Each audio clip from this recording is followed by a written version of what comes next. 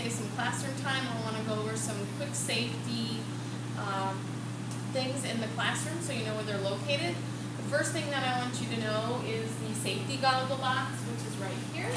I keep it locked, you open it up, and that's where we keep our safety goggles. And of course, it is really important for certain labs to have our eye protection. When you're done, you're going to put your goggles inside the safety goggle box, and do try to spread them out because when they're all stacked together, they don't get sanitized as well. But then I will lock them up and sterilize them using a UV light so you don't have to worry about getting pink eye or anything from your neighboring students.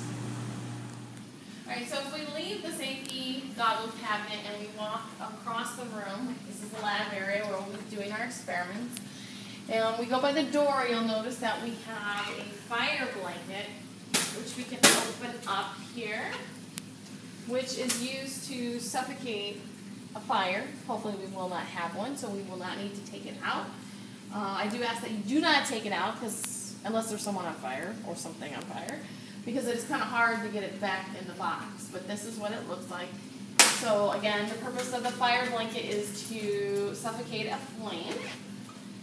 Like I said, hopefully we will not need it.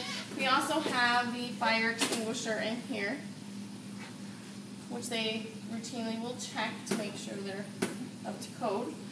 And then over here we have the gas main. So when we use our Bunsen burners around the room, or if you think that there is a gas leak, we can turn the gas off here at this button. So right now it's pushed in, so that is off. When we want to use our Bunsen burners, we'll pull it out, and then we'll be able to do our different labs. So again, hopefully we won't need to use any of these safety things, but at least I'm hopefully making you more aware of where they're at and how to use them.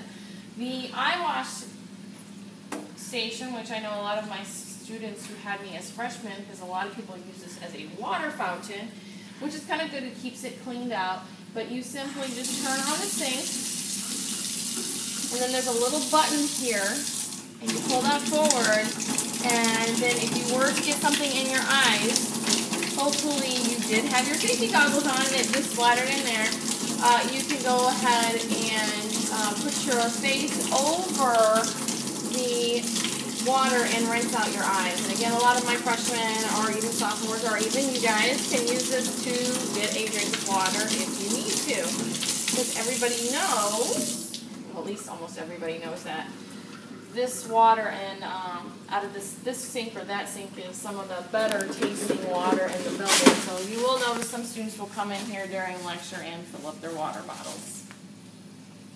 Right, so just to go over a few safety things in general, for one, no food or drink in the classroom. You may have water, and if you have water, I do ask that you drink it up here in the student area, not in the lab area. I do not want any food or drinks in the lab area, and again, that's for your safety. Also notice my hair is up. If we do some Bunsen burner work, I will ask if you have long hair to wear it up so that it doesn't get in the flame.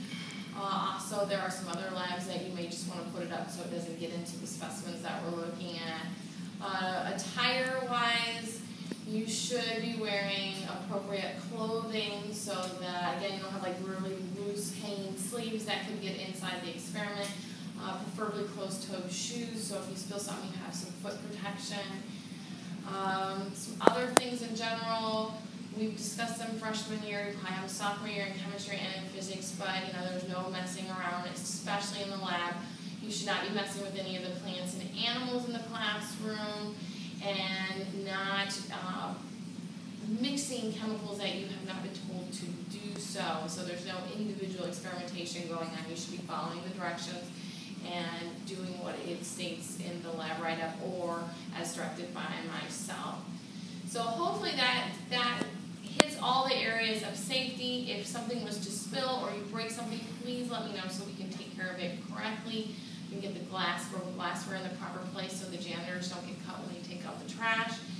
And hopefully we'll have a nice, safe year. I would like you to take the safety quiz on Canvas now, so that we can make sure that you have been informed of all the rules in lab and we don't, again, have to waste class time doing that. because we are planning on doing labs this first week of school. All right, good luck, and I hope you enjoy your school.